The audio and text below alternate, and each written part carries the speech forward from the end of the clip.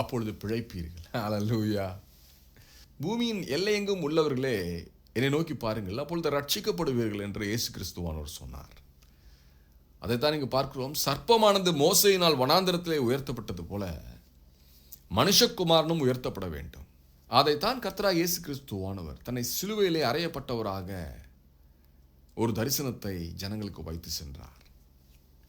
யாரெல்லாம் சிலுவையை நோக்கி பார்க்கிறார்களோ, தங்களுடைய இருதயத்திலே, தங்களுடைய மன தியானத்திலே கிறிஸ்துவானவர் சிலுவையிலே தொங்குகிறது போல ஒரு காட்சியை பார்த்து தியானம் பண்ணுகிற வேளையிலே அவர்களுக்கு தேவையான அனுகிரகம் பரலோகத்திலிருந்து அனுப்பப்படுகிறது என்பதே உண்மை. ஹல்லேலூயா.